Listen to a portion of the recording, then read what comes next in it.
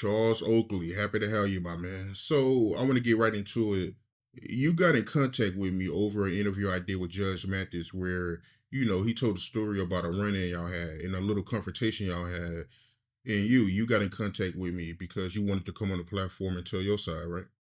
Yeah. So it was Labor Day weekend, and every Labor Day weekend for like 10 years, I did an event in Cleveland. I did a softball game, a cookout, barbecue.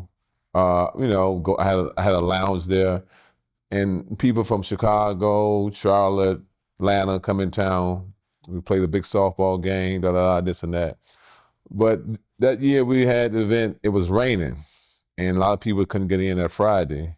They had to come in the next day. So, I had a couple people that came in. So I had a van, a nice customized van, I had bought when I was in Toronto.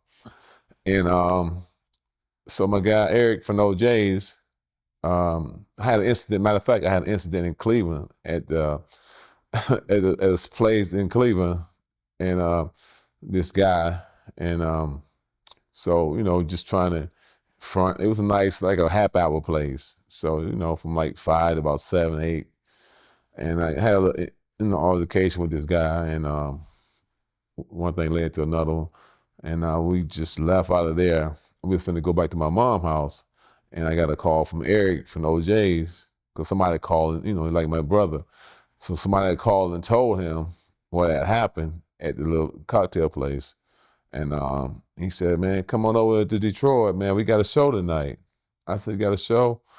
I said, okay. We didn't have to go change or nothing. It was just 2.5 hours away from Cleveland.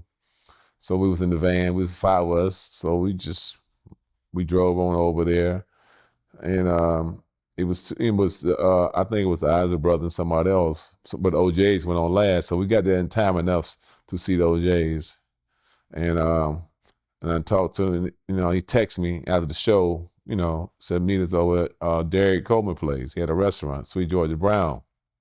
I said, okay, cool. He says, that's right around the corner. I said, so I hit D, and they said, yeah, we're going to be there. And so it was like a lot of celebrities, Queen Latifah, the mayor of Detroit, some of his guys, and, like I said, Queen Latifah and some of the girls. When we came in the place, it was said about 12 or 14 people, Judge Mathis, all of them. The guy from BET was there, and Queen Latifah. So I knew her from New York days. So we spoke this and that, and I had some young ladies with me. So they went to the restroom, and when they came back, I said, okay, let's go over here. And they said, well, we want to stay, hang out with Queen and all of them. I said, I asked, she said it was cool. So I said, okay, go ahead. So me, we go around the corner. It's a little lounge, like a little bar, a round bar. Me, other guys I was with, it was 2 guys. It was 2 more other guys than me and the 2 females. And so we was waiting for the OJs to come, after the show. They changed clothes, and Eric and Eddie, they came over. The mayor was there, and so we just having a good time with my man DC and his guys. And about 2 hours later, and so George Mathis, he they say he had plotted what he was gonna do. It was a check, and he tried to like come over there, and muscle us like, yeah, your girl's over here drinking, this and that. And I'm looking like, what is you talking about? Yeah, y'all NBA guy need. I said, hold up. What is you talking about, man? I mean, they've been over there. I mean, it's ladies, they ain't drinking like that. It's for you trying to bring us a check. You trying to be a big wheel. Now you want us to pay the tab. I didn't have a problem paying the tab. It's the way how he did it. And I'm looking at DC like, what's up with this? Let it go. Oh, I said, no. He being disrespectful, coming over here about someone came with me and tried to bring a check to me. I wouldn't mind paying for it, but it's the way he did it. And he was. So I said, yeah, y'all over here, this and that. I'm like, man, for number one, you out of order. Just come over here and say, hey, here go a check. Don't be talking and saying all this and that, because I ain't the one. And he just kept talking, this and that. And I said, no, man, I said, you better get from over here before something really happened.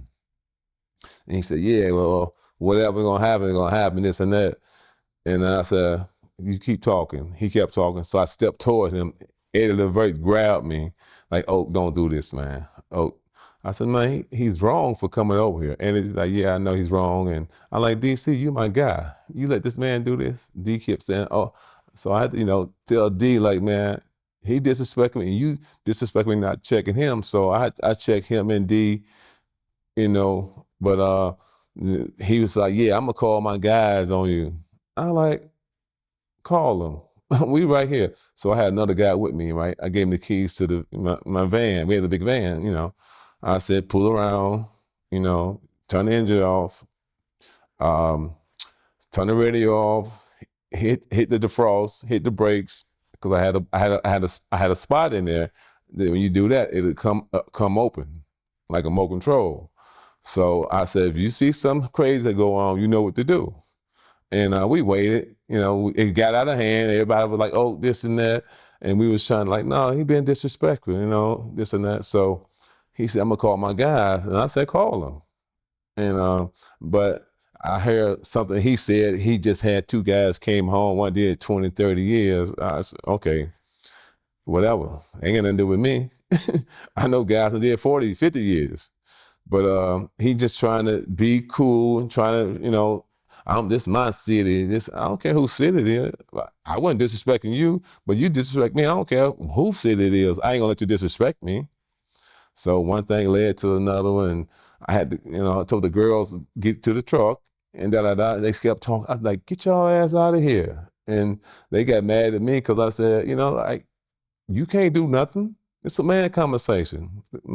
That's why I told my guys, bring the van around front and just whatever. So it just kept going back and forth. And Eddie, like, man, don't, I said, Eddie, he's a straight lane. He's a straight little punk. And so as we leave, after about an hour, we wait outside on the way back to Cleveland. And it was in September. He said it was snow outside. So I get a call from Butch Lewis. Butch Lewis called me about 15 times. Oh, I heard what happened. I'm sorry. I said, no, he was dead wrong. Everybody say he was wrong. I know that. So time go past and So I see him again at Butch Lewis up in Delaware. Had a big retirement party, this and that. And I didn't mess with him because Butch Lewis, Denzel, all the guys was up there. Bob Johnson, we was playing, spades, bid whiz. And then I see him this summer at Mustafa Farrakhan's wife passed. He was there. I didn't know he was there, but him and this guy World West. I don't f with him no more neither. But anyway, they was there. He tried to come and speak to me. I said, "Motherfucker, you can't speak to me." I guess he felt safe. He was in the Mars in Chicago, so.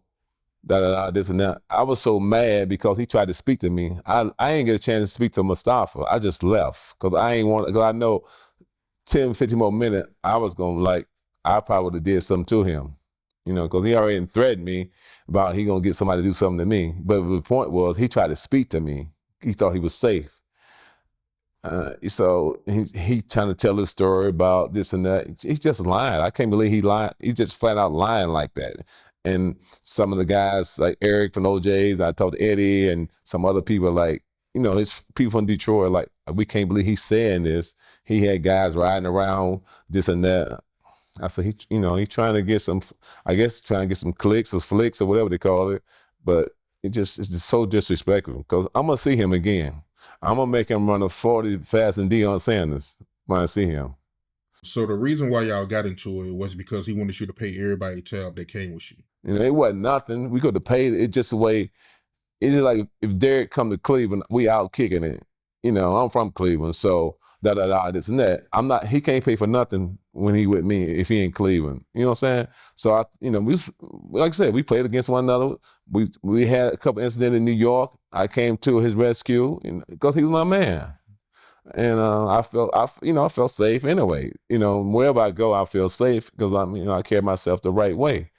But when Judge kind of come over there and, muscle us, to pay a check, and I felt, oh man, this ain't gonna work.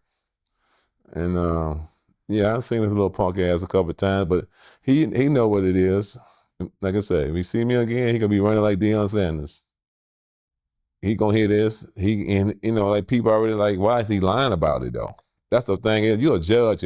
I guess that Judge Brown we talking about. I'm starting to believe Judge Brown because he do some little sneaky stuff, and last guy to do sneaky stuff like that was probably Isiah Thomas. And so he played in Detroit, so from Chicago, but he's sneaky like that. So Judge is real sneaky. So they should have dinner together because it's two sneaky guys trying to come up with some kind of sneaky things to do.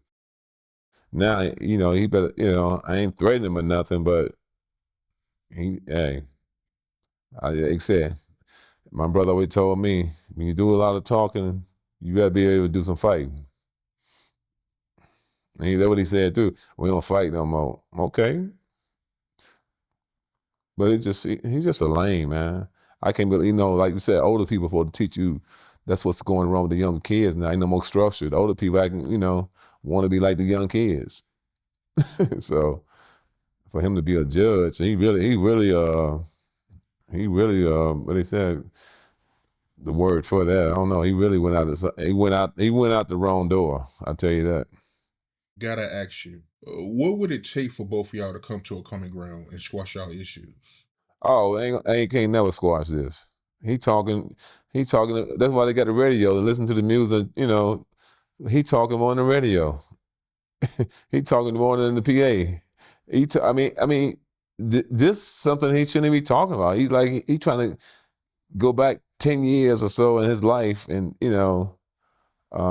just foul for doing that. And he should have known it was gonna get back to me.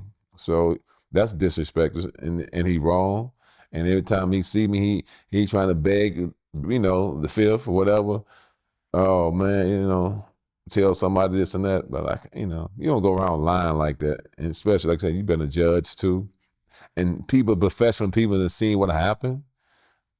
So Hopefully, you two can come to a common ground, man. I mean, from what I'm hearing from you, it don't sound that serious, man. So hopefully, y'all can talk it out and squash everything, man. But what I do want to ask you, Isiah Thomas, what is his issue with Jordan?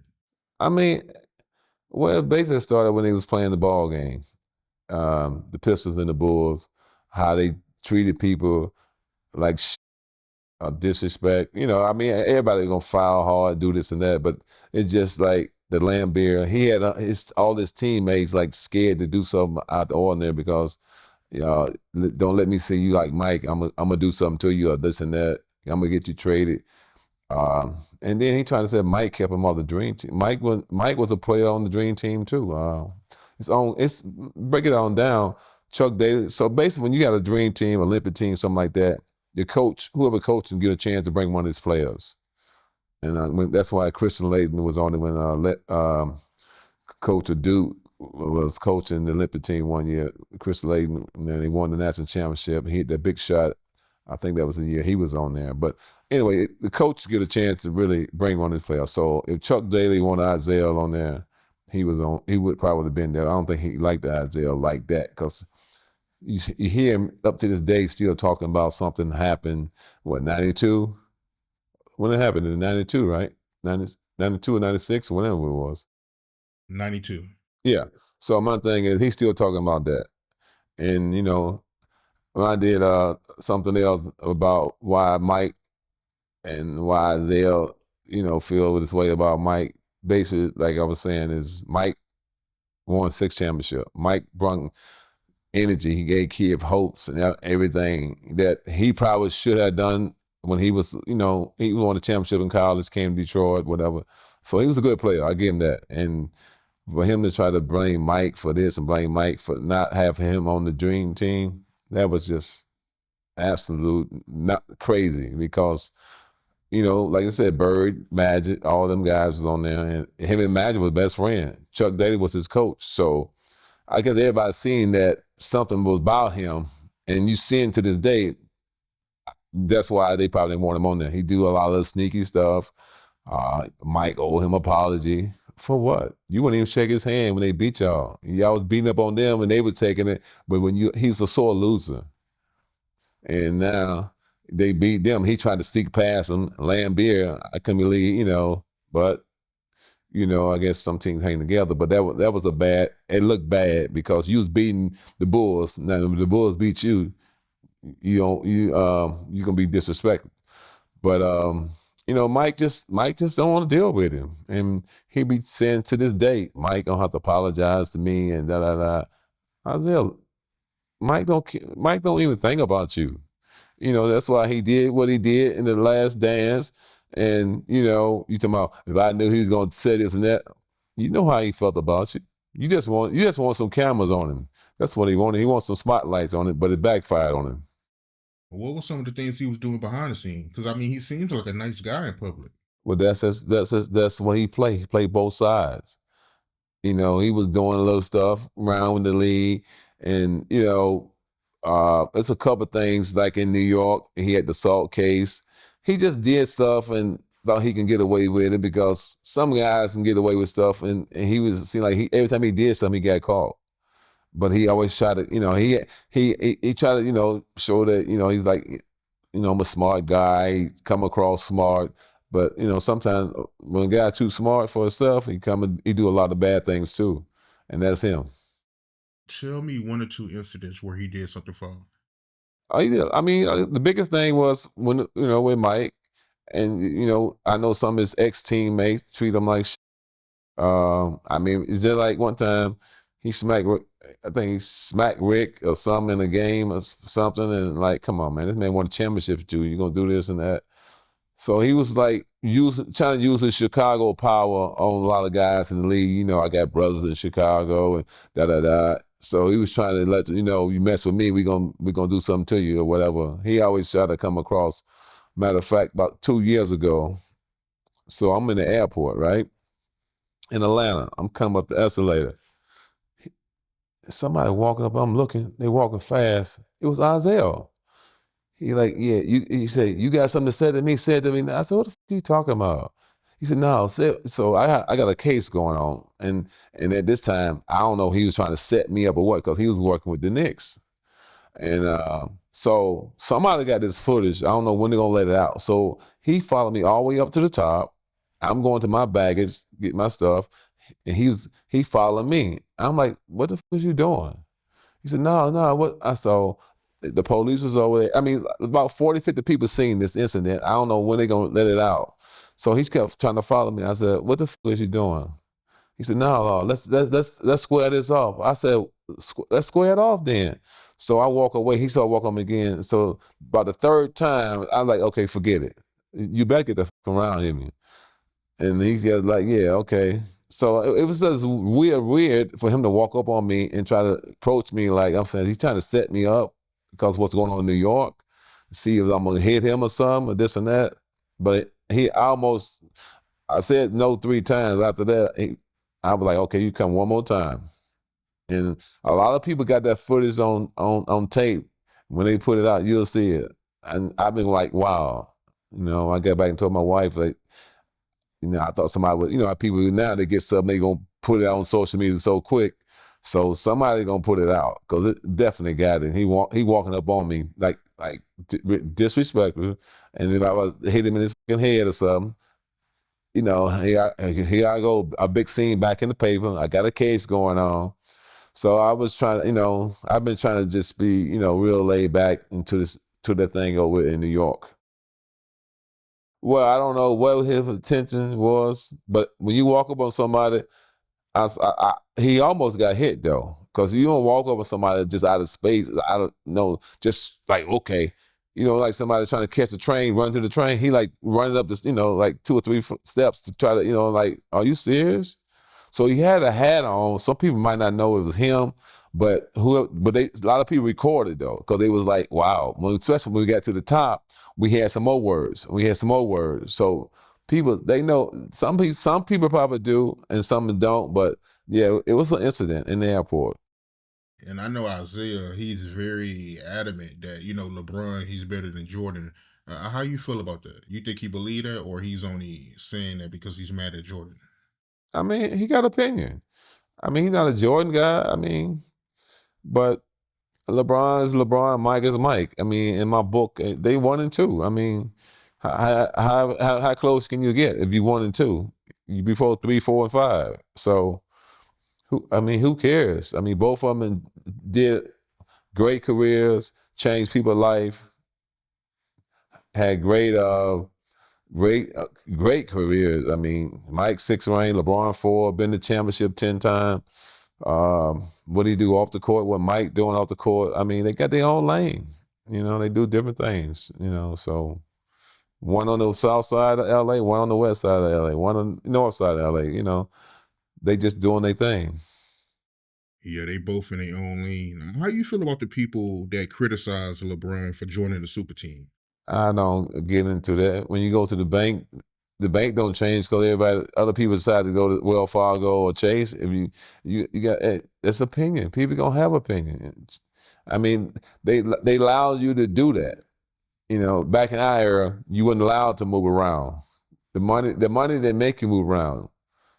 Maybe you could get somewhere else. You can stay home unless you're just mad at the team you own. I don't look at it like that. So they gave freedom to other guys. They always want to talk down on that, commentators and other people. But you look at Barkley, he said these, everybody teamed up. He teamed up with Akeem and Scottie Pippen in Houston. And he always talking about somebody teaming up. You know what I'm saying? These guys just some hypocrite on TV. I mean, these guys, they commentating. They're not talking. They're not educating the people about the game because, IQ, okay, some people have, even though you're good, don't mean you got IQ. You can just be good because you get the ball a lot. IQ is not, I think it's overrated. Yeah, that's a real good point you made about Barkley. He did join that Rockets team with Hakeem and Pippen trying to get a ring. Good point. But he just be talking. Anybody, if you listen to him, you might have something wrong. Something must be wrong with you because everybody think it's opinionated, it's so good, this, and he ain't saying nothing. Clowning, that's, like TNT and them guys. I mean, they do more clowning around than they do more really telling people about the game. It seems like they trying to throw you off because the game made the game no more. We know this, but at least y'all got people want to tune in. They be doing more acting and stunts they do in Hollywood sometimes. I heard you slept Charles Barkley. Yeah. I told him he had said something, and I said next time I see him, and it was at the NBA lockout. I walked in, I saw him. I didn't speak to nobody. I just saw him. And went over there, did what I did, and had my seat. I guess my man Chris Mill, Mason, and DC, somebody was there. I told him, before, somebody said he been mouthing all. It was a lot. They had a game in Atlantic City or something. I said, I'm gonna see him somewhere. So next time I see him, I'm gonna let him know. Keep my name out of his mouth. So that happened. I had my seat and waited for the meeting to start. What was his reaction? He just let you slap him? I just smacked him and had a seat. I ain't, he ain't come near me no more after that. I always thought that he was like a tough guy because of all the fights he got into during games. No, he wasn't that guy back then. He got in a fight with Lambeer, and that was it. Him and Shaq played around, but no, he wasn't doing nothing like that on the court because somebody, like I said, somebody would put their hands on him, and he knew that. He can do it now because he can talk stuff now because the younger guys in the league don't care. They're making 20, 30, 40,000. You think they care what he say? So his whole tough guy image was fake. Yes. It was quiet as kept. It was a lot of guys had that same facade back in the 90s. But if you played back then, who was gonna do something, he wasn't gonna do nothing. But he had talent though, I give him that. He could play. So when you smacked him, was it a whole palm? Did your whole hand connect? Yeah. Oh yeah. He felt it. He probably still feeling it. This thing is, now he want to say, I don't talk to guys wasn't all-star. No, he tried to say, well, I don't talk to guys wasn't this and that. I don't mind. You don't have to talk to me. But you better not say nothing about me. So he on that Judge Mathis list. Judge Mathis on his list. Talking shit and let it get back to me. So I told them TNT, they can talk their mess on that and play around, joke with these younger guys. Like I said, they really, like I said, when you played with him, you know him. He wasn't gonna bust a grape. What about Shaq? Shaq, I mean, Shaq is Shaq. And he big, you know. I didn't ever take Shaq as a tough guy. I think they more tougher now on TV than they played. You know, when Shaq always complained about guys fouling him and Haggard, you know, this and that. 350 pounds. I mean, what they gonna do? You know, Shaq, I mean, Shaq is all right. You know, we had a couple of run-ins. I mean, we straightened them out. One time we had an incident. He crossed the line, and you know, me and MJ was together in New York. We was in the Palace Hotel, and MJ went to get some coffee. I was checking out, and I seen him, and I walked up to him like, you know, you've been disrespected, right? Him and his uncle were together. You know, he keep his uncle with it. I said, you know, there was some BS you did. You crossed the line with me. No, Unc, this and that. You know, he called me Unc. And okay, MJ ran in. Oh, what you doing, man? You know, I said, he crossed the line, man. He know what he did. And da da da. So MJ pulled me away. I guess because they frat brothers, but you know, I just all right. I told him what happened. He's like, yeah, that is fucked up. And so I see him in Chicago, and I was with my boys, and I approached him. Somebody told me Shaq was there, and the guy was like, he came and got me, and I was going back to approach him. He left. He must knew. Somebody must have gave him word up. Oak was around the corner. It was just something to build. I don't like no sloppy stuff, and I think Shaq is sloppy a lot. And he played that Good Samaritan, all that, but and you can play the people let you get away with it, but I'm not gonna let you get away with it. And you know, teammates, I hear different stuff, and you know, when Kobe said this and that about him, I mean, he got a good heart, but sometimes you know how people are. They try to laugh at you over here and stab you in the back over there. What did he say behind your back? No, we can. It was something in Atlanta.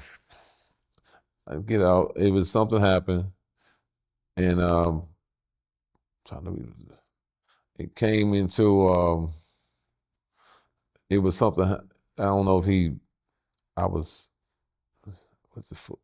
I'm trying to remember the whole detail. I know we had a run in Atlanta, and it got back to me. You know, it got back to him that I wasn't happy about. It's just something he did sneaky. I don't know. We was at I think Puffy restaurant, and you know, he did. One of his guys, you know, he had his what's this boy name?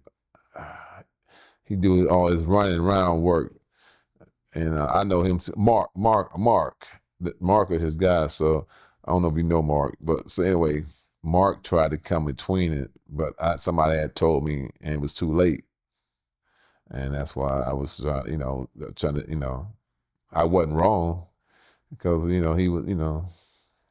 I was trying to, you know, he did it. He did it. That's why I went at him. He did something. He crossed the line. I just said that he crossed the line, and I approached him. I mean, since then we did a couple of things. You know, I mean, I always liked him, but he just sometimes, you know, some people they behind you, this and that. And then next thing you know, they do something, you know, like, oh, I ain't know he would do that. But he wasn't like one of my main friends or nothing. He was friend because we play ball, you know. So like I said, you're not with somebody on a regular basis. Sometimes you don't know what they do. But you can always be present, you know, speak and, you know, have some of the same friends. That don't mean he's my friend. But he was, you know, he knew a lot of the same people I knew. So yeah, it's funny. I always heard a rumor that he be getting robbed in LA and extorted. Yeah, I heard that too.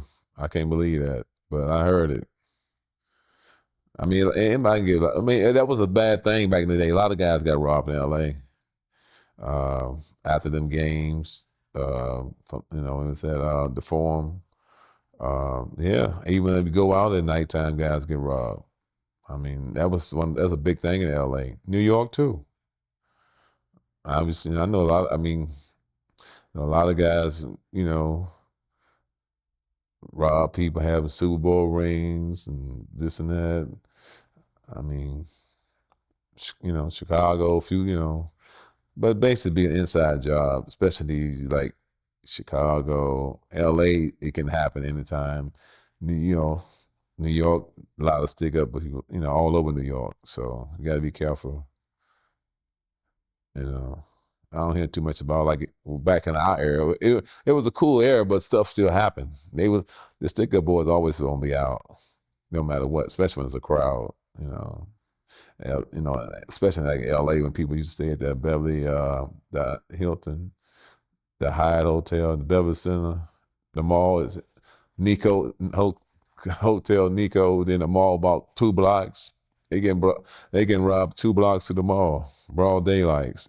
Stuff happened.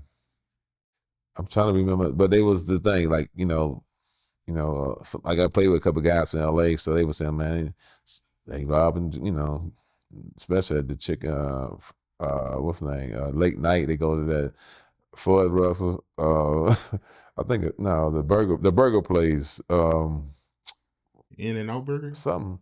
No, Fat Burger. might be Fat Burger. So when we used to go to LA, we used to always go to Fat Burger around 5 o'clock. We come into the city, we make the bus stop there because everybody used to love Fat Burgers. Now late night, 2 or 3 o'clock in the morning, nah. Some guys were doing it though, and just one of them things. I mean, they be wanting something that's they gotta go to practice the next day. All that liquor they drinking, they want to put something on their stomach. So it's a lot of people out. Probably still is happening. It's just the crowd you be with. That was big back in the 90s and early 2000s. You go out to a restaurant late night, Fat Burger or something, especially LA. So it was crazy. Now I was gonna say when I was playing in Toronto, we was coming in from Sacramento. We just said, basically when you that close to LA or something, you leave right after the game. So we left Sacramento, come to LA. It was right. Matter of fact, it's like the night before Biggie got shot. Anyway, so we all the guys we going out. We went to Central City. It was a club up there, and we pull up about four. Me, Vince, and some other guys. See Lil C and Biggie outside the club, in I guess an SUV truck. Like, what's up? Oh, I'm like, what y'all doing out here? Oh, we just parlaying, chilling. I'm saying to myself, this ain't a city that you just be chilling like this. So we went on in the club, had a good time, this and that. So all the guys who had their gold on, their necklace and stuff, they took it off because oh man, I said, y'all smart. Because you don't know who will be in there, who watching, so they go to LA, a certain city, just couldn't wear your jewelry. It was like that.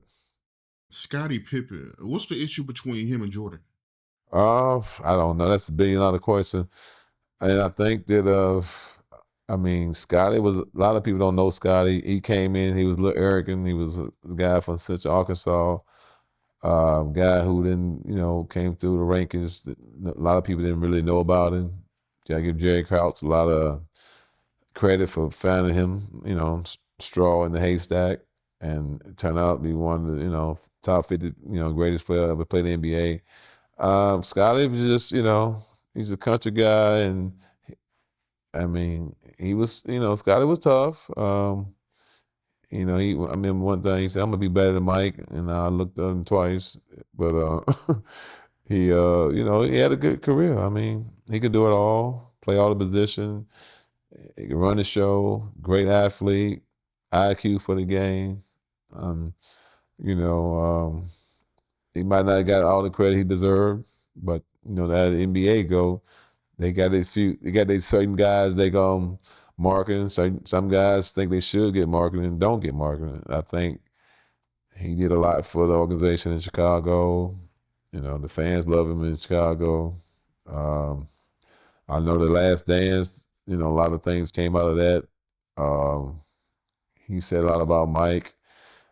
I guess in his feeling, I think Scottie still feel like a lot of people didn't give his credit.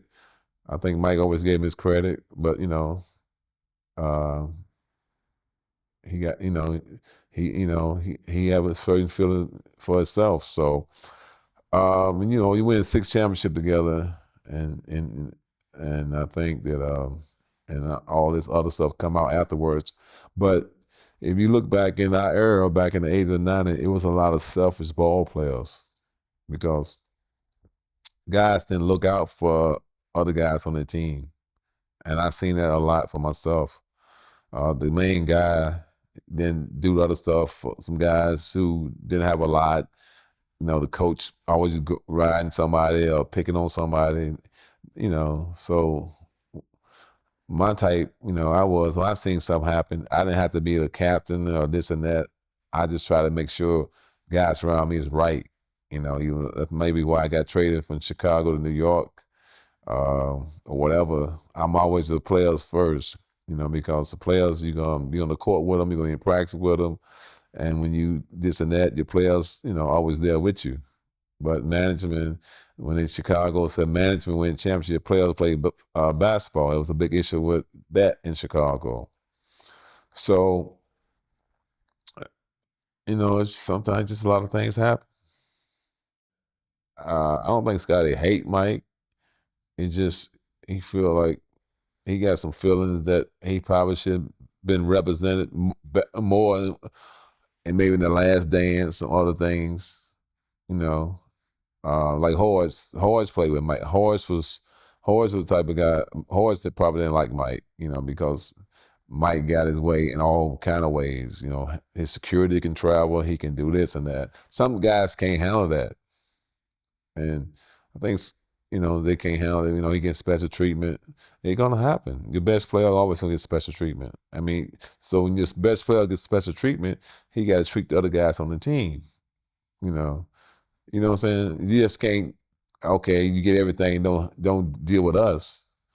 And back in the 80s and 90s, it was a lot of that. A lot of the best players were selfish.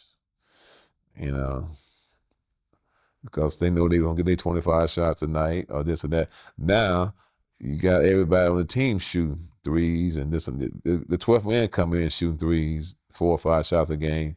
Basically, everything was more offensive minded. You got to run a play. You got to do this. You got to do that. And some coaches, if you didn't run a play or do what they asked, they cut your minutes or something. So it was a mind game back in the days.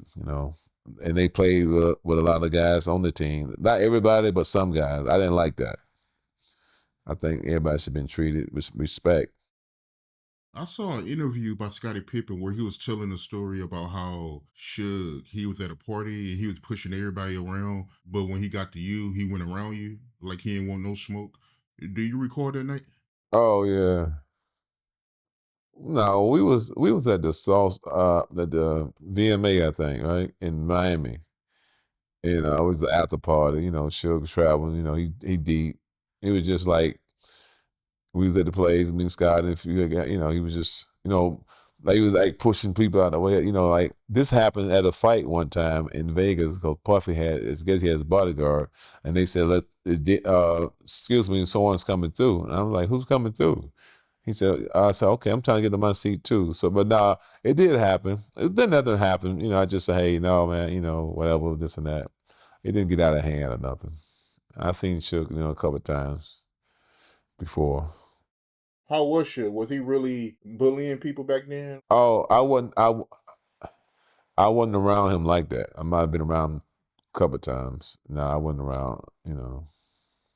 I mean, anybody can be a bully with 10 guys.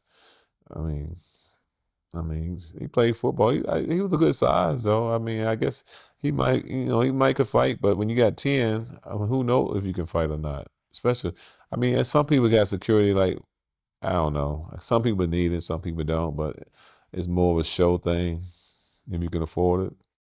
You was at the '95 Social Wars, right? Mm-hmm. Yeah, yeah. Well, yeah, it was crazy. It was a lot of tension. That's what I think. I was with Bone Thug, presenting the award because they're from Cleveland. It was just like wow. But they came and they was taking over. It was, it was like how you gonna let? I don't care if they had 2,000 people from L.A. This New York. They came and shit on New York. I mean, if you didn't like whoever it was, the beef or the steel, you got to ride with New York. You in New York. And when Snoop said that on stage, New York don't love Snoop Dogg. I mean, if they love you or not, I mean, just get your water and go on to your seat. But it was a lot of tension in the air. A lot of tension in the air. I'm just glad that nothing break out because somebody would have got hurt that night inside of there because it would have been a ride. How was your relationship with Dennis Rodman? I don't know. When the man's wasn't dressed and want to play basketball, I think he's just looking for a lot of attention. I'm talking about it in my book. So we was at the strip club in New York, me, LT, OJ Anderson, all these guys, my nephews, and Dennis Rodman walk in. And he got a dress on. And he shook everybody's hand. At this time, I had stopped dealing with him shaking his hand. He can't speak to me. And if you see me now, he on that Barkley list. Not, but he wearing so he had a dress on. So LT, he ain't said nothing, but I did. And he stopped by my nephew. I said, Dennis, I said, which bathroom are you going in tonight? Because he had a dress on. I said, let me know, okay? And they laugh, and I mean, I think Dennis lost some happened to him from late Detroit, early Chicago, because he wasn't like that when he first got in the league. I think he just wanted so much attention. When you start putting so many holes in your ears and dyeing your hair and wearing dresses, and what will you do next? I don't know. I asked Madonna or either the Baywatch girl what he did, but if I was a female, I wouldn't want to be with him. He just looked nasty. I mean, a lot of chicks like guys like that. Look nasty, look crazy. And you say he can't shake your hand and speak to you? No, no, he can't. So it's a couple of reasons, but okay, so I had a restaurant in Florida, and I was involved in a restaurant, Red Steakhouse. And matter of fact, we was at the one, bar one, hotel one on South Beach at the rooftop. So it was appearance. I didn't know he was gonna be there. So both of us was there at the same time. And we casual. That's probably the last time we really spoke. And so the sun was going down about 6:30, 5:30, 6, 7, whatever. He's like, oh, what you doing tonight? I heard you got a restaurant. I said, yeah, we got a steakhouse on Washington, 2nd and Washington. He said, you gonna be there? I said, yeah, I'm gonna be there about 7:30 or 8. So, it was about an hour and a half. I don't know what he did in this hour and a half, but anyway, so about 7:15, 7:30, I had headed towards the restaurant, but I stopped in Prime 112 to holler at Miles. He's the owner of Prime 112. So I'm talking to Miles. I get a phone call. They said, oh, where you at? I said, what's going on? He said, Dennis here. I said, I told him I was going to be there. He said, no, he there, but guess what he doing? He walking around eating off people's plates. I said, what? He said, get here right away. I said, I'm around the corner. I'll be there in about 2 minutes, 3 minutes. So I walked from Prime 112 around the corner. So I ain't walked right in. So I looked and peeped in the window, right? He walking around. I said, oh, So I go in. I went like same way I went to Barkley. I went straight to him. I grabbed him by his neck and I pulled him out here. I pulled him out and I said, if I ever see you again, you better be in a police car. I threw him out. And it was just crazy. He walking around eating up. See, he think it was funny. That's bad. Like how is that funny? So yeah, it was crazy. I'm like, damn, he walking around, he really doing this. But yeah, I mean, Dennis, but he was special in what he did. He in the Hall of Fame. So I feel if you let Dennis in Hall of Fame, it got to be another room for me to get in one day somewhere. I don't want to be in the same room he in.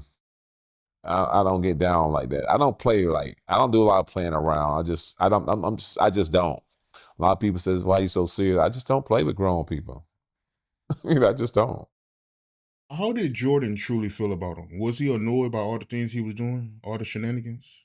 I think Mike had to put up with it because what he was bringing on the floor, nobody could do that. And they put up with it. They got rings. Like I said, people put up with something long as they're winning. When they losing, it's totally different. So, Mike didn't have to deal with him too much. They didn't hang out, to my knowledge, after the game or, whatever. They just, Dennis came when he came to practice. He practiced, went by his business, so he was good at what he did. But, I would be second guessing the guy too, wearing dresses and lipsticks and all this and that. He didn't have to dress up for Halloween. He was already Halloween. All the lipstick and pierced earrings, nose. Oh man, tongue. The other thing rubbed me the wrong way. I remember now was at Jerry Carl's funeral. He came in. He seemed like he just left the bar when he got there. It was people so like, and I told him I did a Matumbo. Don't come this way, buddy, because I don't like you anyway. But he was toe up. And that was bad, He came, but they probably wish he never, came because he was just toe. I mean, you can smell him 20 yards away. He was smelling that bad. But he did come. So What was the issues you had with Patrick Ewing? I ain't no really issue between me and Patrick. It's just like in my book, I'm just saying he didn't know how to.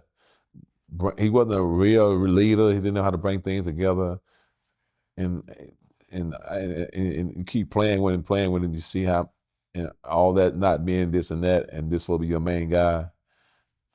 Got a little selfish came in, and he never stood up for nobody on the team. Never had nobody back, and I played with him for 10 years, and we probably went to dinner twice in New York in 10 years, and it was he didn't mingle with the guys on the team too much, but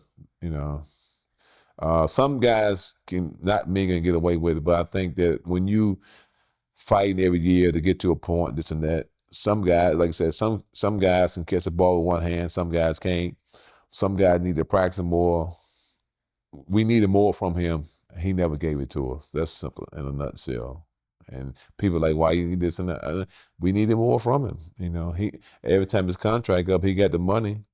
Every time my contract up, we had to push and shove and fight about it. So yeah. I thought when I got to New York playing with him, we was going to change everything around. But you gotta have when you go to the fight, you gotta have the whole army with you. You're gonna fight. I think that he didn't fight like he fought in college. I didn't see that. I didn't see that toughness that he had in Georgetown in the NBA. You think he's overrated? I don't know if overrated or not, but I mean he got 20 and 10. I mean 20 and 10 to get you paid. So you said overrated or underrated? Overrated. Uh, I mean, play on the dream team, so I'm trying to see who was he better than Akeem? Was he better than David Robinson? Was he in his era? so like I said, back in our era, they said whoever had the best player, that's who always win the championship. And you look at it, that's how it happened. We ran to Chicago, we could never get over the hump. But I think that, from Pat Riley, Patrick, I think we was trying to beat the Bulls for the wrong thing. I think Pat Riley was more trying to beat Phil Jackson, and I think Michael Jordan was trying to Patrick Ewing was trying to beat Michael Jordan. You played with him for over 10 years. What tier would you put him in? He definitely not on Hakeem level. So, I mean, that's an insult to even compare the two. But Yeah. What about him and David Robinson? No, David Robinson, for sure. more agile, more quicker, and that was on our point was Patrick couldn't almost like Cat Williams can't guard the pick and roll, can't hedge, can't get back, just be in harm way. So a lot of time we had to try to always had to make up for his mistakes, but he never tried to help us out on the other end. Never pass the ball out of the other team. So that's how in our area. That's how we had to play. We had the balls don't go in and out unless you got a wing guy. But that's crazy to hear, though, man. Y'all played together for over 10 years and y'all only went out twice. That's crazy, man. In New York, he went out a few more times on the road, but he didn't embrace the city. You know, to this day. So people think, "Oh, I'm talking about it." I'm not talking about it. It happened. See, back then they didn't have all the social media, all the press. They kept only thing knew Patrick's weakness was the writers, the beat writers. They couldn't get a story out of him. He said the same thing: 41 home games, 41 road games. So more of the beat writers were mad with Patrick than anybody. So he tried to open up, but he didn't really. To me, he really didn't open up till he got to Washington when he was assistant coach. So I think that was too late for us trying to win a championship. We don't care about Washington. We in New York. We want to win in New York. But I think everybody can't play in New York. I know he got drafted and went there. That wasn't the city for him, because he didn't boogie with the city, and that was a boogie time. The 90s. He didn't really go out. He went to Subway and went home probably. He was a sub, So yeah, I don't know. I guess you got to do what you got to do. How is your relationship with Stephen A right now? I know at one point you was mad, right? That he didn't defend you against the Knicks owner. He danced around it. He danced around it, but he hollered about this and that. They know this man's a bad man, but they can't go 100% out about him. It's just how the world go around. When I came up with my book, I got some straw to pick with him because he knew when my book came out and he didn't invite me on the show to promote my book. I think that was a smack in the face because we both went to a historic black college, and his book came out, but I'm saying he got a platform. He could have I've been on the show before. Come promote your book and we'll talk about the game and talk about the Knicks. He didn't do none of that. So when I see him, I'm gonna have some words for him. And then he could have had his crew to go down to Virginia Union, homecoming. He haven't done that yet. So I got a lot of things to pick with him, and I'm gonna let him know when I see him. I think that I had a lot of guys: Reggie Miller, Brad Daugherty, LeBron, Chris Paul. Chris Paul, all them guys who saw that. Doc Rivers, he was coaching. A lot of guys spoke up, but just no one I played with over 100-some guys in my 10 years in New York. No one spoke up. Chris Childs called me, but I really feel like no one really had power. I played with Patrick for 10 years. I think I put it all in his hand because this story I'm gonna tell you never been told before. We was on a plane one time, and so Patrick, he on the plane, he real friendly with it. That's probably the most friendly he ever be. But mostly just his teammates around. So one day, he was throwing grapes at the flight attendant. He did it a few times, and a few times that year, the next year, whatever. So the flight attendants sued the Knicks. Well, sued us, right? They sued us. So Patrick's sitting across from me, so he can see everybody coming on the plane. My back is to people coming on the plane, and she's standing like to the side of me. So the grapes coming from my right hand, but my left hand is behind him. But so anyway, everybody on the team know he was hitting them with the grapes. And so they sued us. and I think it was like 600,000, 550 or something. And I think that when they came up with the amount, so we know, so David Falk was Patrick agent, and he said, well, they said we got to pay, said 600,000, 300 apiece. I'm like, 600,000 for, I didn't do nothing, so he said, well, they said you and Patrick, my name was on the paperwork. And I was like, really? And everybody on the team know he was the only one he did it several times. And so I said to David Falk, I said, well, I'll pay for it. Because I felt like Patrick should have been man enough to say, hey, yeah, I did it, man. He go to my. So he probably making $6 million, I probably making $1 million or whatever. And I'm like, wow. So basically, when he went to court, he was married, I was single. So if we hit the press, he was like, it would make him look bad, because he, whatever. So I said, okay, well, I'll pay the other half. Just being a teammate or being a guy, So I was like, wow, this guy is not a stand-up guy. So I should have known when that stuff happened in Madison Square Garden, he wasn't gonna say nothing. But I was expecting him to say something after 10 years. He didn't say nothing. And you say the Knicks owner is a real bad guy? Like, what makes you say that? Yeah, he got to be a bad guy. He keep doing stuff to people and getting away with it. It's just unfortunate. It just, I don't know. He just do stuff, and he's a control freak.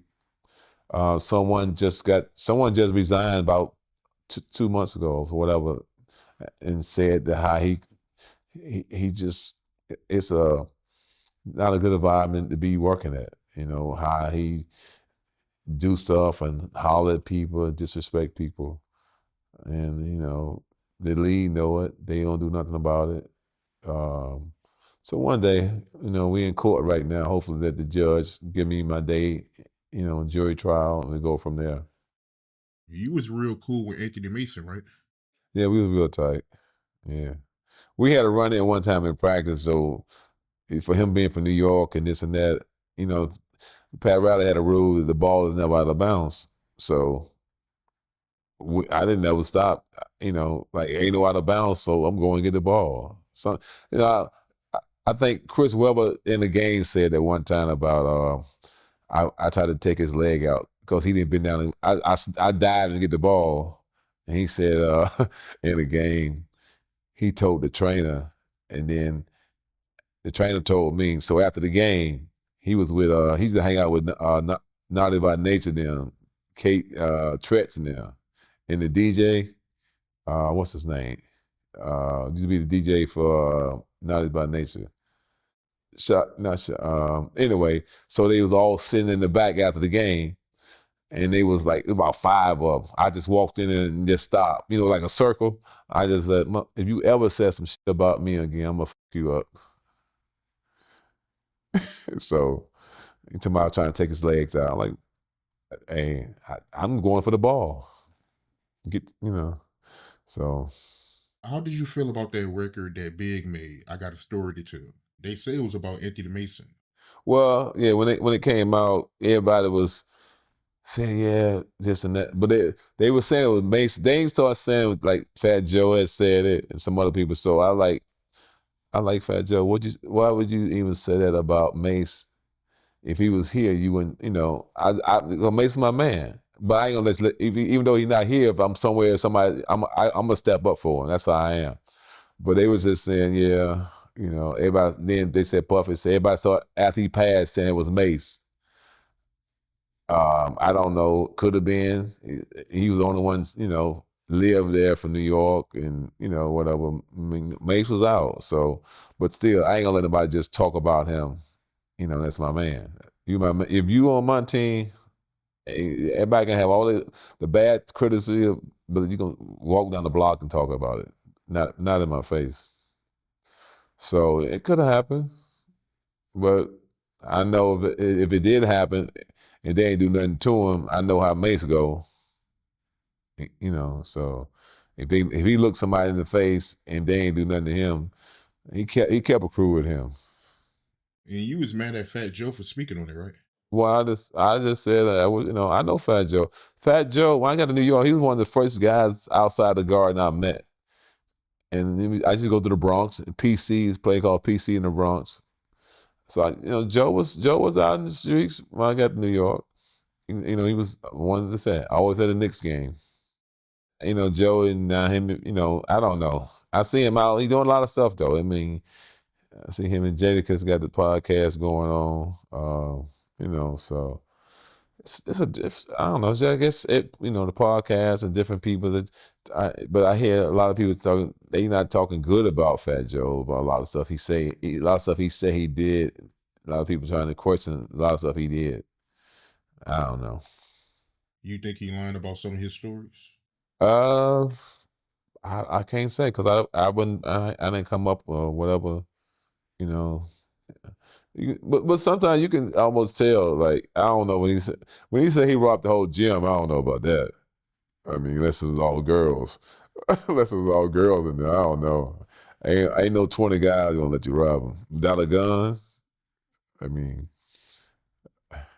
I know some guys. I know some guys robs. Well, they ain't with a switch, but at least they had some.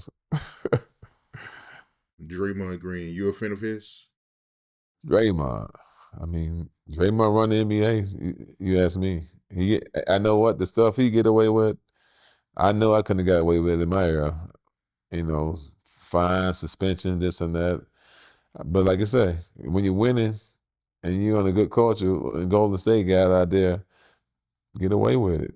They're like Rodman got away with it in Chicago. I mean, I'm glad Draymond ain't wearing no dresses and all that now. I have a different story for him. But no, I mean, he tough, and I watched them in college when they played North Carolina. I think that they lost to North Carolina in the NCAA his senior year or something. I knew that he was, the point forward in college. That he was different. I didn't know when he was on the court he was only 6'6", 6'7".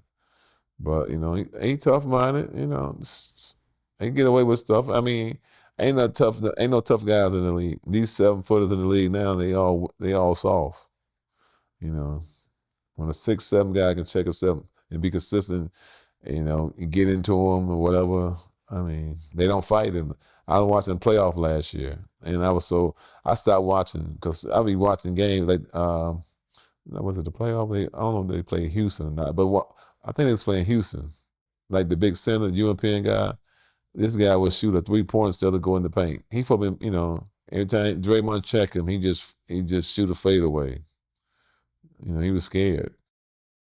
How you think he would do in the '90s though? I don't. He wouldn't be doing what he doing now. Why you say that? It was because he wouldn't be able to do it.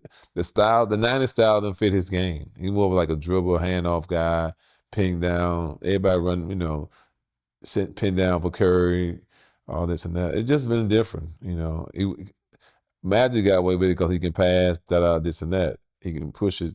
I don't think Draymond could have been successful back in the 90s as up to date game, today's game. So all that trash talking and fighting he be doing on the court, that wouldn't fly in the '90s. No. He'd been just like Barkley. Somebody would have hit him in his mouth.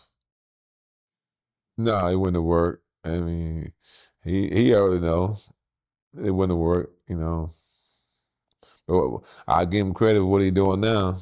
It worked. It wouldn't have worked back then. I mean, the ring's more important than what happened back then, but his style wouldn't have fit back in our era.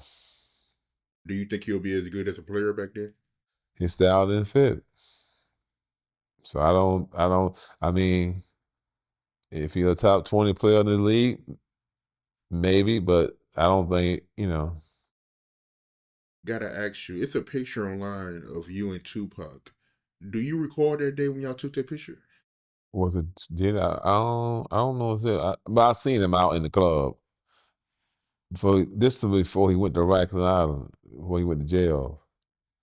Yeah, he was always out in New York. He just had a good time. He used to hang out with my man Peter Shue, and He was hanging with some people in the city, but yeah, he was in the club just having a good time. And that was the same night that Mary was there because Nas was there, and me and Steve Stout was there. So we bought Nas 2 bottles of Cristal. He gave them to Mary J. Blige.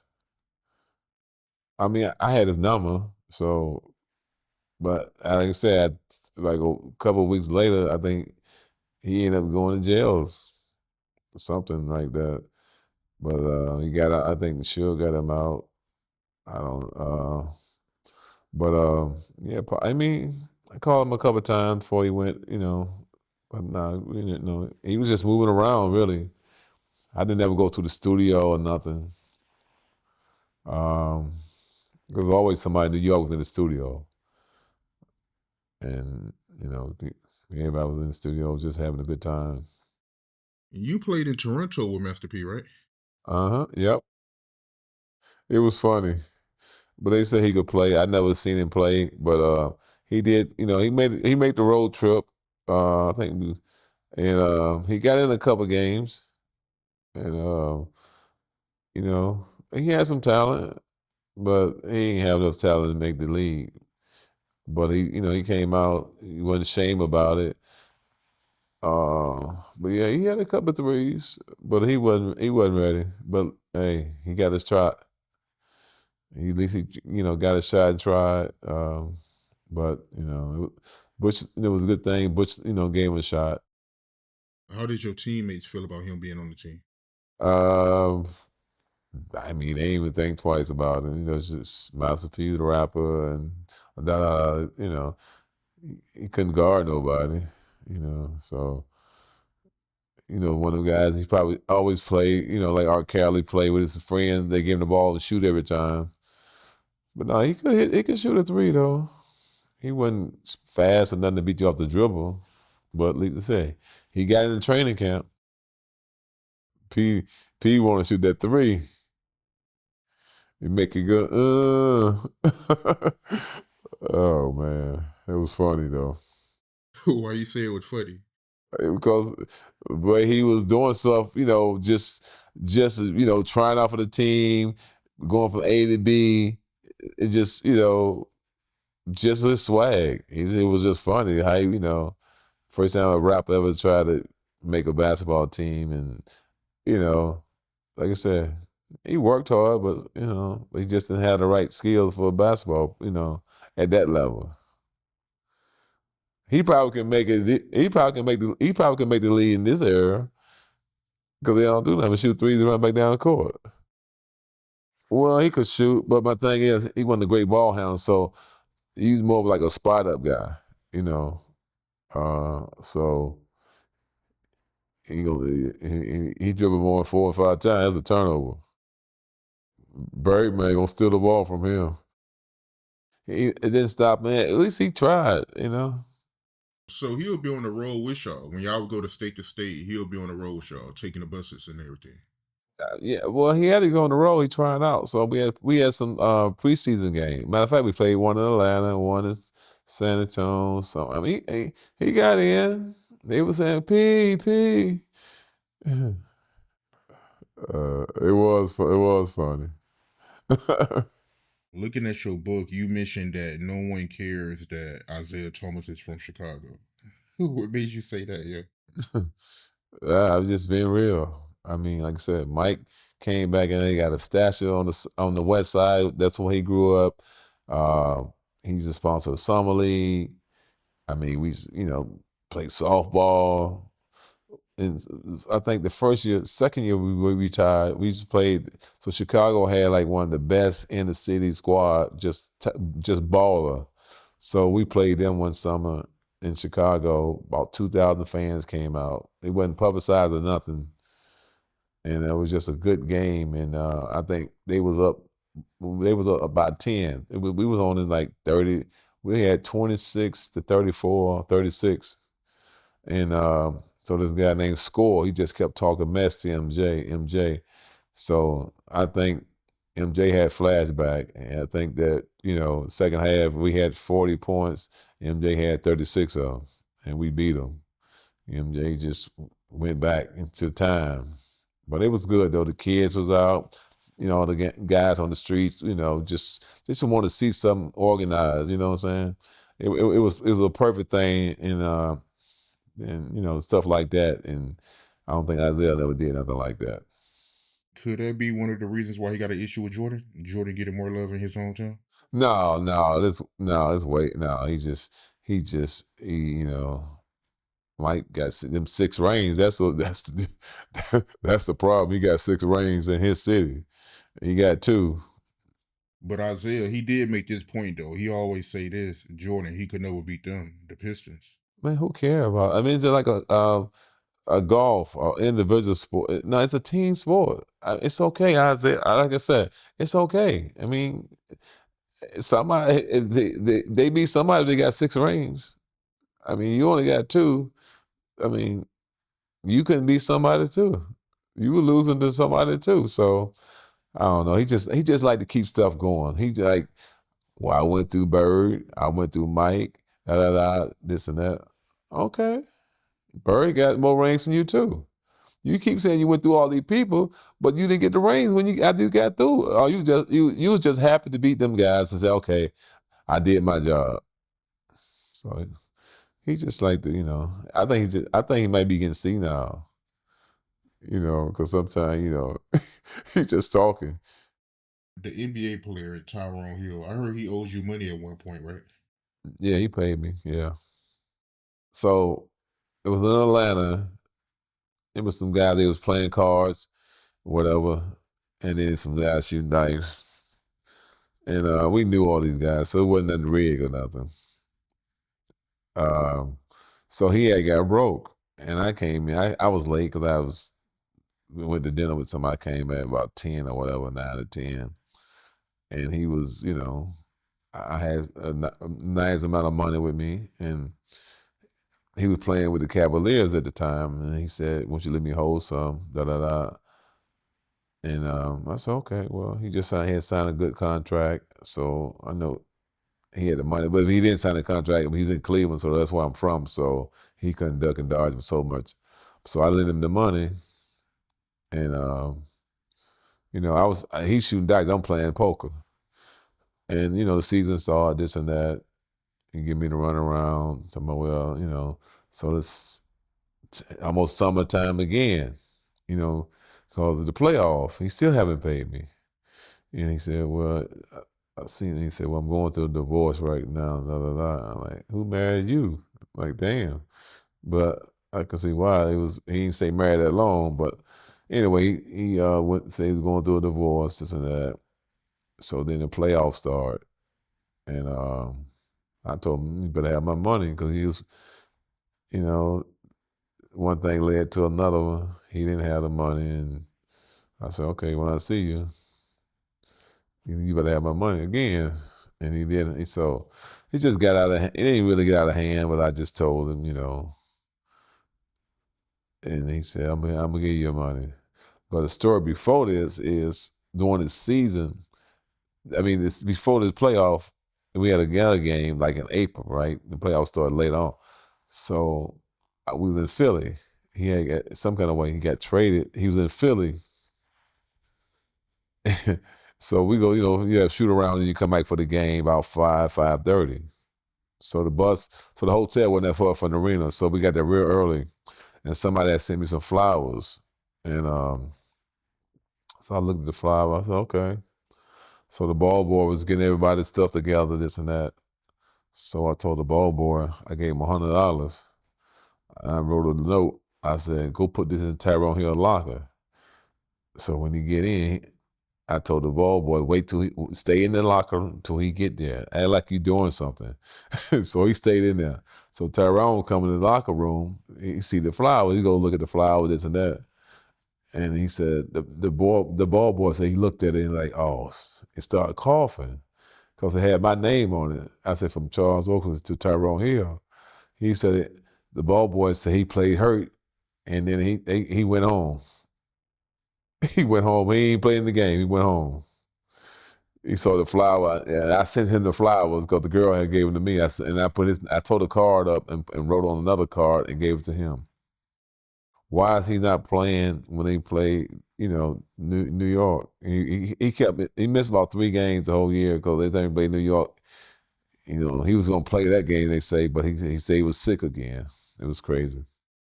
Skipping out on games because he didn't want to pay you is crazy, man. I mean, that's wild, man. But Charles Oakley, man, great interview, real good interview. Hey, man, we got to run this back, man. But before I end it, let the people know what you got going on. Well, basically, I do the Oak Out Hunger. We feed people around the cities. We just did one in Chicago. We fed like 250. We did one Ohio State and Texas game in Ohio. We fed 500 people. So we go around helping out different shelters and people out on the street. Thing is, give people a hot meal. Try to feed them a hot meal and try to get people some knowledge. If people just want to hear people they just want hope. They want a second chance, and that's what we hope people come in and just try to get a meal and talk to them. I'm doing my Oakley Foundation. We do that. Doing my wife is doing a housewife, and we doing real estate. We just trying to live. Not too much over the hill. We just want to see over the hill. So that's it. The real Oak 34 Instagram. Basic most Instagram stuff. Not I don't just most of the posts on Instagram. Oka Hunger, Oka Foundation. So it's some contents out there. People like just follow Charles Oakley. Get the book, The Last Enforcer. It's a book I put out a year and a half ago. It's a good reading book. Tell you a lot about NBA, growing up in Cleveland, people I had run in with. It's just, about NBA, the style, coaches. It's just something that, once you start reading, you really, like I say, it's like being somewhere and then you stuff ain't going right for you. You pick up The Last Enforcer and make it right for you.